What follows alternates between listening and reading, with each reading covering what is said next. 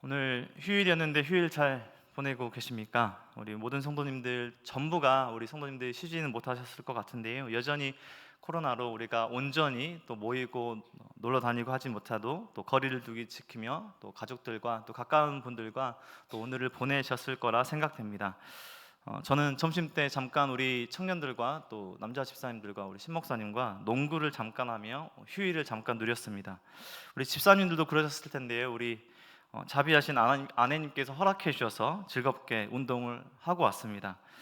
농구에 관심 있는 우리 남편분들 계시다면 문의해 주시고요. 관심이 없으시더라도 함께 운동하고 뛰고 싶은 걸 원하시는 분들은 연락 주셔서 좋을 것 같습니다. 저는 지금 교구 사역을 하고 있는데요. 보통의 사역자들이 바로 교구 사역을 담당하진 않죠.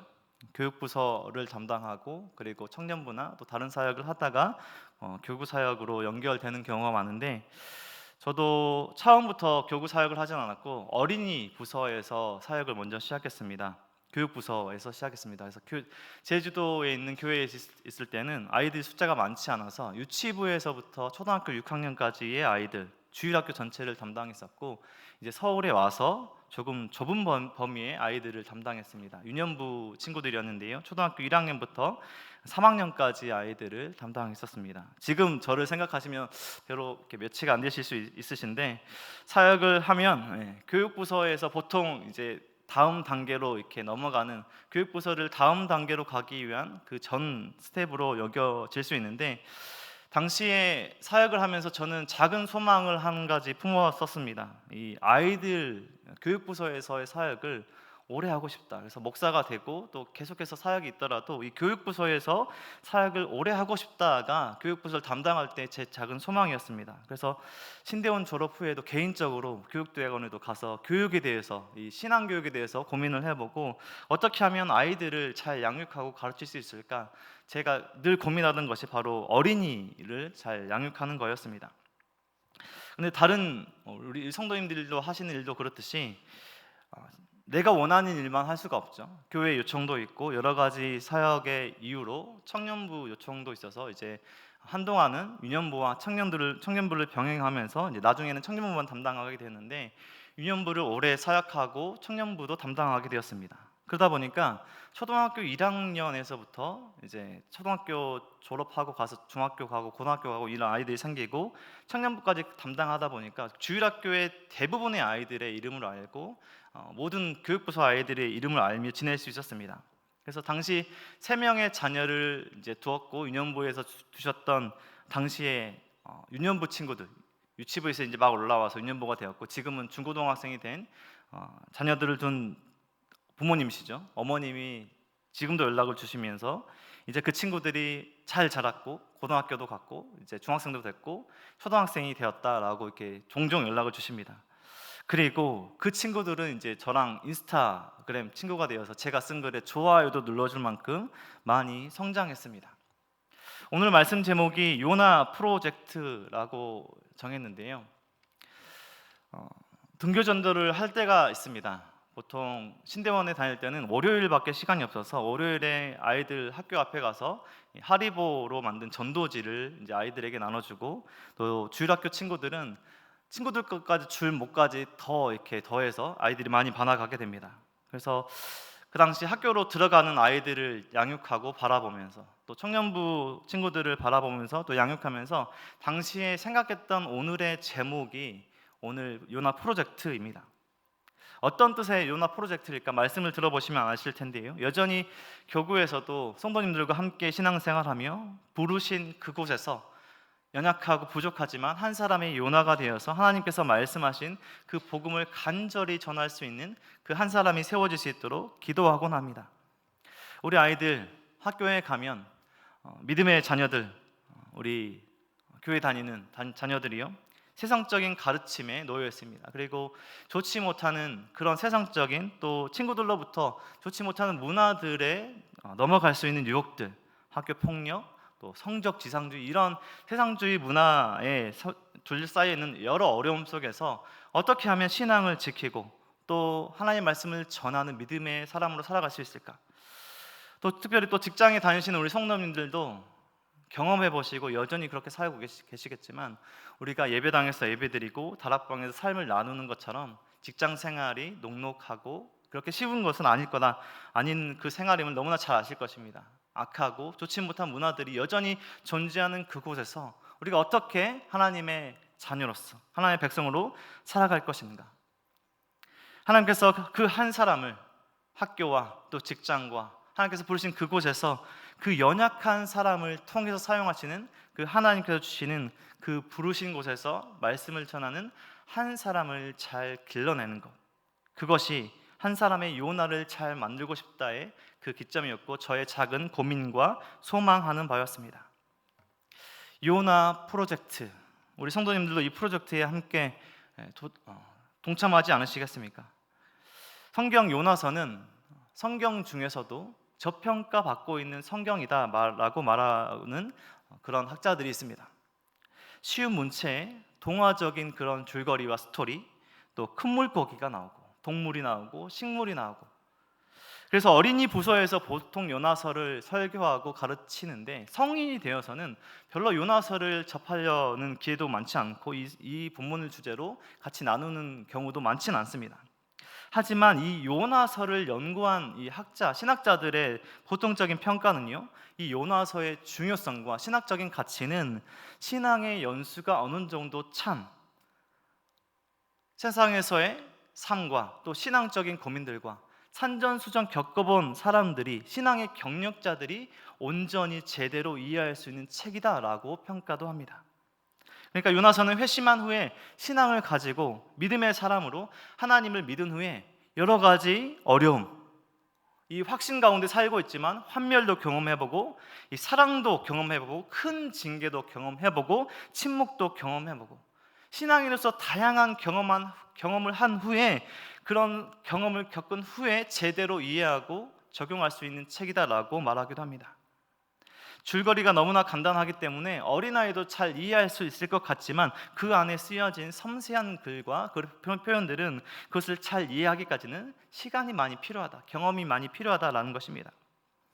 요나 프로젝트, 그 프로젝트를 이해하기까지 성경 말씀을 통해서 함께 살펴보도록 하겠습니다. 먼저 우리가 살펴볼 요나의 불순종입니다. 우리가 잘 아는 것처럼 하나님께서 요나를 처음 부르셨을 때 요나가 예 하나님, 그 말씀에 제가 응하여 하나님 말씀대로 살겠습니다 라고 응하지 않았습니다. 온전히 순종하지 않았습니다. 온전히가 아니라요, 순종도 아니라요, 적극적으로 불순종했습니다. 요나서 1장 1절과 2절을 살펴보면 여호와의 말씀이 아미떼의 아들 요나에게 임하니라. 이르시되 너는 일어나 저 큰 성읍 니느웨로 가서 그것을 향하여 외치라. 그 악독이 내 앞에 상달되었음이니라. 보통의 선지자들은 하나님의 말씀이 임했을 때요, 그 하나님의 말씀을 그대로 전하게 됩니다. 여호와의 말씀이 처음 임했던 그 1절 말씀에 여호와의 말씀이 임하니라 이르시되, 보통의 선지서들 같은 경우에는 그냥 하나님께서 말씀하셨고 선지자들은 그 말씀을 전합니다. 호세아에게 임한 여호와의 말씀이니라, 계속해서 말씀이 이어지고요, 요엘에게 임한 여호와의 말씀이니라, 아모스가 받은 말씀이니라, 오바댜의 묵시라, 미가에게 임한 여호와의 말씀 곧 사마리아와 예루살렘에 관한 묵시라, 나훔의 묵시의 글이라, 하박국의 묵시로 받은 경고라. 제가 12선지자를 다 읽진 않았지만 그 서두에 만난 그 선지자들은 하나님의 말씀이 임했을 때 그 말씀을 그대로 전하게 됩니다. 이사야, 에레미야, 에스겔 같은 선지자들은 말할 것도 없고 12선지서들을 살펴보아도 요나처럼 하나님의 말씀을 전하지 않은 선지자가 한 명도 없습니다. 선지자라고 했을 때 하나님의 말씀, 하나님께서 임하여 주신, 하나님께서 말씀하여 주신 것을 그대로 전하여 주는 것이 선지자의 사명인데, 12선지서들 중에 유일하게 하나님의 말씀이 임했는데 1장 3절 말씀에 그러나로 시작합니다.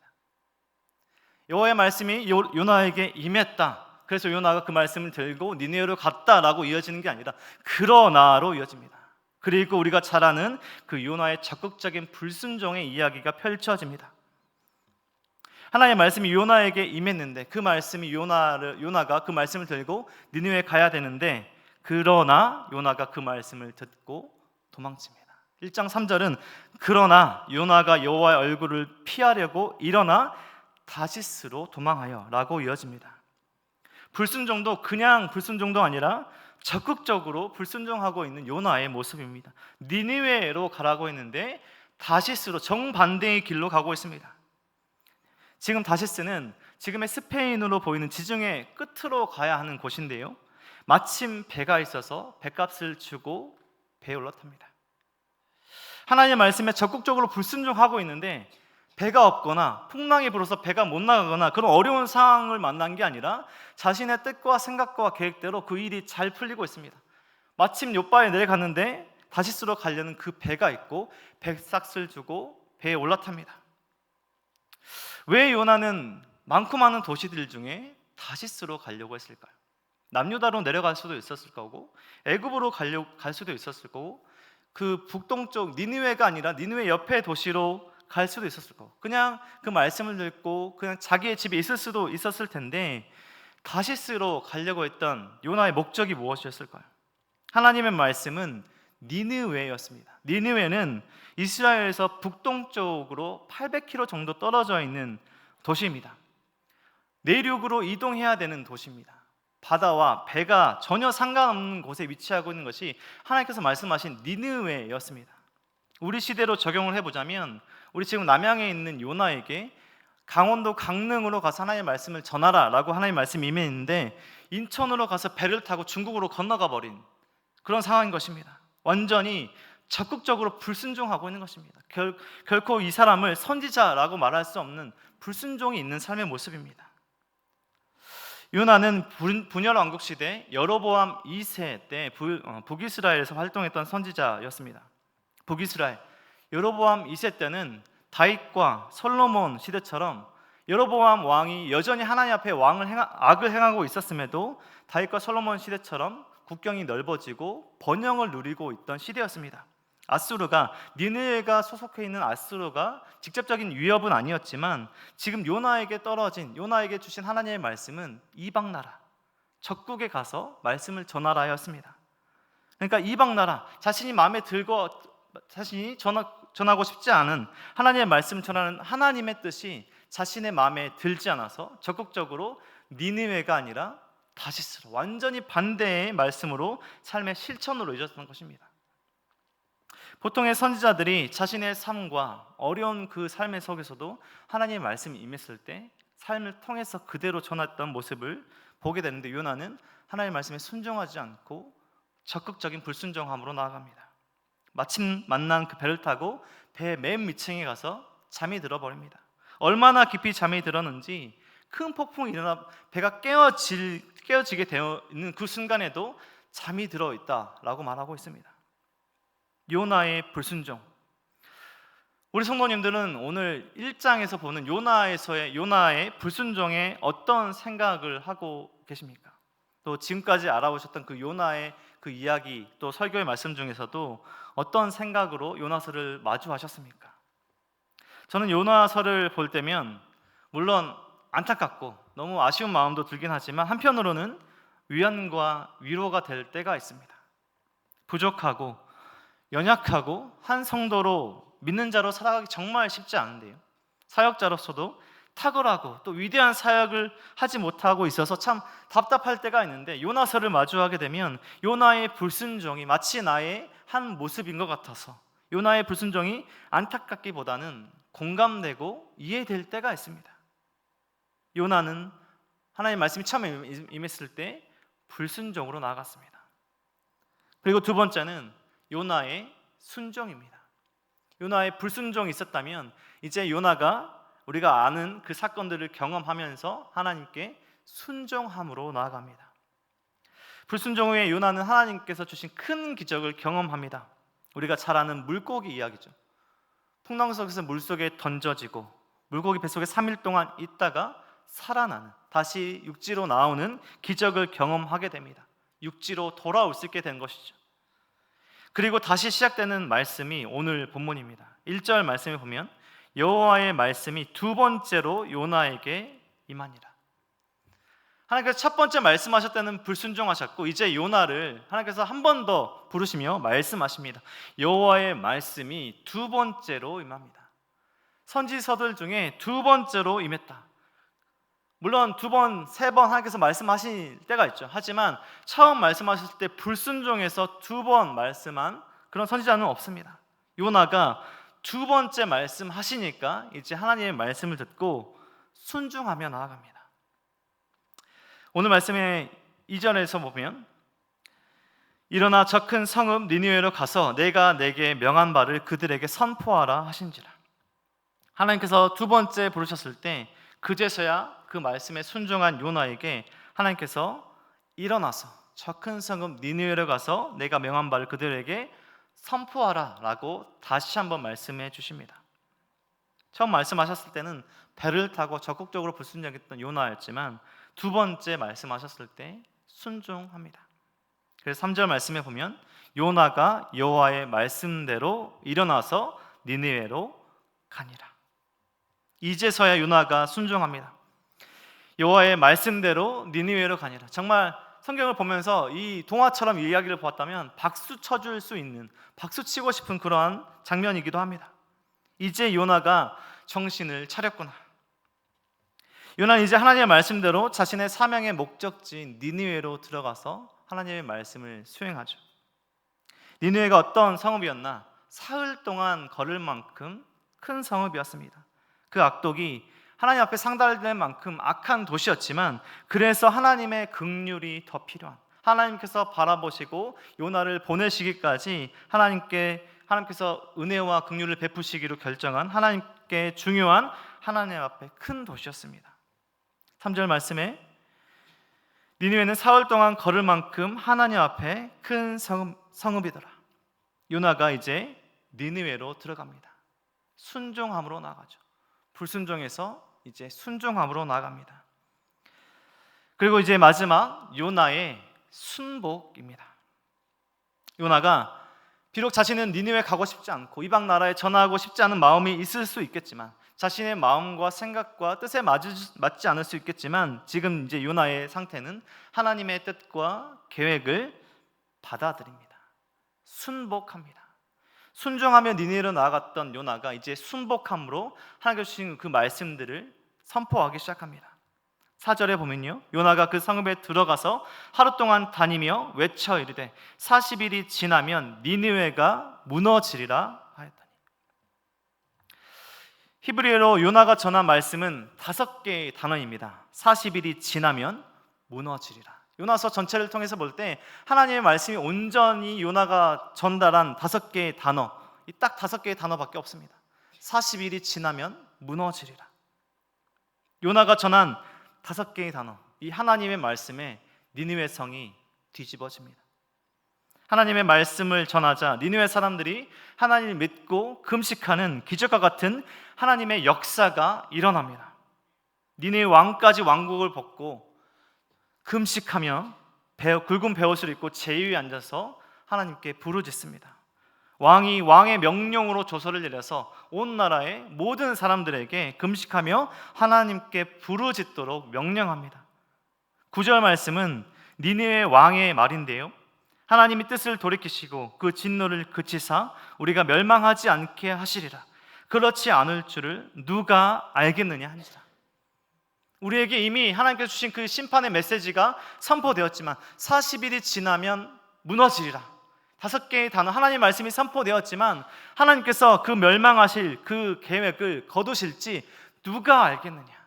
니느웨 왕이 하나님을 믿고 이 말을 고백하고 있는 것입니다. 하나님의 말씀을 듣고 회개한 니느웨 그 성, 왕과 사람들에게 하나님께서 뜻을 돌이키시고 재앙을 내리지 않습니다. 10절 말씀에 하나님이 그들이 행한 것, 곧 그 악한 길에서 돌이켜 떠난 것을 보시고 하나님이 뜻을 돌이키사 그들에게 내리리라고 말씀하신 재앙을 내리지 아니하시리라. 요나에게 하나님께서 주신 메시지는 니느웨 성에 이미 심판이 내려졌습니다. 40일이 지나면 니느웨 성이 멸망하리라. 하나님의 심판의 메시지는 선포되었지만 하나님께서 그 모든 악한 길에서 돌이키신 걸 보시고 하나님께서 그 뜻을 돌이키십니다. 재앙을 내리지 아니하십니다. 놀라운 말씀입니다. 근데 여기서 더 깊은 말씀으로 하나님의 뜻에 순복한 요나의 행동을 다시 한번 보게 됩니다.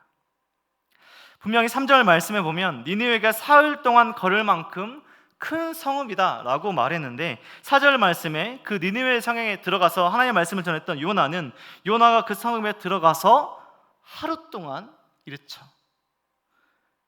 사흘 동안 걸을 만큼 큰 성읍에 들어가서 요나가 외쳤던 그 시간은 하루입니다. 하루 동안 외쳐 이르되 40일이 지나면 무너지리라. 구석구석 니느웨 사람들을 많은 사람들을 만나러 다니려면 3일 내내 다녀야 할 만큼 큰 성읍인데 요나는 하루 다니면서 하나님의 메시지를 전하고 있습니다. 요나가 아주 큰 목소리로 전했기 때문에 사흘 동안 다닐 그 큰 성읍이 하루 동안 다녀도 될 만큼의 큰 목소리를 전했기 때문에 하루만 다녔을까요? 저는 이 본문을 읽으면서 요나가 소근거리면서 회개하세요. 니느웨 성이 무너집니다. 40일이 지나면 니느웨 성이 무너집니다. 이렇게 전하진 않았을까? 이 본문을 대하며 상상해 볼 때가 있습니다. 오늘 말씀을 대하며 요나의 탁월함이 아니라 요나의 어떠함이 아니라 니느웨 백성들이 회개하는 그 기적의 역사, 그 시작은 요나가 아니라 하나님의 말씀 그 5개의 단어였습니다. 40일이 지나면 무너지리라. 하루밖에 전하지 않았지만 요나가 전했던 40일이 지나면 니느웨 성이 무너지리라. 이 5개의 메시지를 전하자 니느웨가 돌아오고 회개하는 역사가 일어났던 것입니다. 요나 프로젝트의 핵심은 저의 그 처음 시작은 한 사람을 탁월하게 잘 양육해서 세상에 잘 보내서 직장과 학교로 보내서 한 사람이 요나가 되게 하자부터 처음 시작은 했습니다. 하지만 계속해서 성경과 신앙과 계속해서 사역을 해나가면서 결코 그러한 것이 결코 나의 사역의 목적이 되어서 안 되겠다라는 결론에 이르게 되었습니다. 이전에 어떠한 삶을 살았든 적극적인 불순종함으로 살았든 죄악 가운데 살았든 예수를 믿고 신앙의 삶을 사는 사람이라면 하나님의 뜻과 계획에 순복할 줄 아는 사람이라면 연약하고 부족해도 그 사람의 어떠함이 아니라 하나님의 말씀, 예수님 믿읍시다. 교회 나갑시다. 하나님께서 당신을 사랑하십니다. 이 몇 개의 단어, 많은 그 말이 아니더라도 탁월한 언변이 아니더라도 몇 개의 하나님의 그 말씀이 이 땅 가운데 하나님께서 회개와 돌아오게 하는 그 역사를 일으키게 하는 그 기회가 된다는 것. 그래서 그 말을 전할 수 있는 용기를 가진 한 사람의 그 키워내는 한 사람의 신앙 성장이 있도록 돕는 역할을 하자라고 있는 그 시점에 요나 프로젝트의 결론이 이르게 되었습니다. 우리 성도님들 그 요나 프로젝트에 함께 하시지 않으시겠습니까?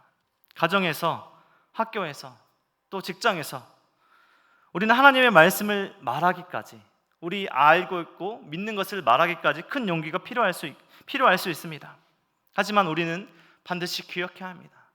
우리의 탁월함이 아니라 우리의 위대함이 아니라 우리의 잘남이 아니라 우리가 전해야 할 것은 하나님의 말씀인 것을 기억해야 합니다. 하나님께서 그 말씀을 통해서 일하십니다. 하나님께서 그 겸손함을 통해서 일하십니다. 하나님께서 우리 가족을 나의 겸손함과 나의 그 말 한마디를 통해서 일하십니다. 하나님께서 우리 직장 동료의 삶에 회개가 되도록 기적을 베풀어 주십니다. 나의 배우자와 함께 이 생명의 길을 걸어가는 기적을 하나님께서 하나님의 말씀으로 베풀어 주십니다. 지난 주일 교구에 저희 교구의 한 집사님께서 소천하셨습니다. 장례식장에 가서 위로 예배를 드리고 돌아왔는데요, 주일에 돌아와서 저녁에 매일 성경 묵상반을 인도했습니다. 성도님들의 가족의 장례식장에 가도 마음이 슬픈데 얼마 전 신방도 다녀오고 또 식사도 대접해 주셨던 한 분의 집사님의 죽은 너무나 무거운 마음으로